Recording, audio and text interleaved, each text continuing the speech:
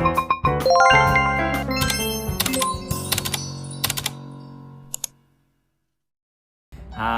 puji Tuhan, salam sejahtera bagi kita semua. Kembali lagi dengan Bible Everyday, puji Tuhan. Hari ini kita akan belajar dari kitab Amos pasalnya yang pertama. Nah, seringkali kita melihat ada orang yang jahat tapi kehidupan mereka semakin hari mungkin semakin baik secara fisik ya, mungkin juga secara finansial, mereka semakin hari semakin baik. Malah orang-orang jahat ini semakin luar biasa begitu yang kita lihat. Apakah Tuhan membiarkan mereka supaya orang-orang jahat ini semakin baik lah dalam keadaan mereka? Apakah Tuhan membiarkan mereka? Nah, kalau kita baca dalam kitab Amos pasal yang pertama ayat yang kedua, berkatalah ia, Tuhan mengaum dari Sion dan dari Yerusalem ia memperdengarkan suaranya.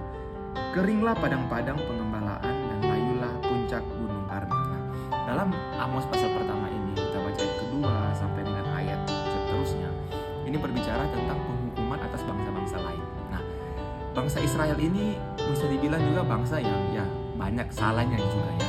Tapi banyak salahnya mereka, Tuhan mau menghukum mereka, dan kesempatan ini diambil juga oleh bangsa-bangsa lain. Bangsa-bangsa lain mau benar-benar menghancurkan bangsa Israel sampai mereka tidak bangkit lagi. Sehingga bangsa Israel memikirkan atau mereka mengira, wah kok bangsa-bangsa lain ya yang menindas mereka semakin hari semakin baik ya, semakin hari mereka semakin jaya. Apakah Tuhan membiarkan kami umat pilihan dibuat seperti itu ya? Malah mereka semakin hari semakin baik.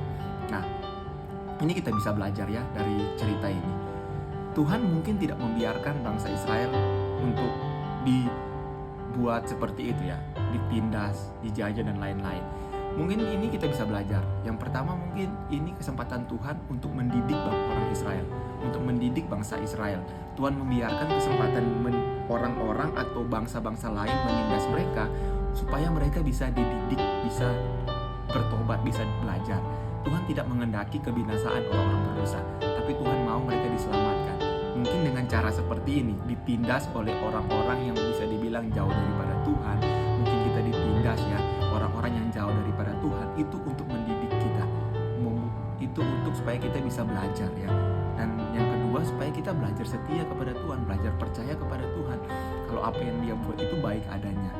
Kita mungkin bisa lihat, wah ini orang yang buat jahat semakin hari semakin luar biasa. Kok saya yang rajin masuk gereja, yang setia kepada Tuhan, kok makin tertindas? Semuanya itu ada pelajarannya. Dan semuanya itu bukan supaya kita binasa, tapi semuanya ada maksud dan tujuan supaya kita menjadi pribadi yang lebih baik lagi, kita belajar lebih banyak lagi.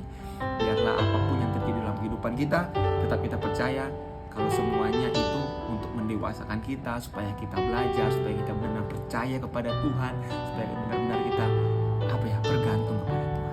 Biarlah firman Tuhan ini menjadi berkat, dan Tuhan Yesus memberkati. Haleluya.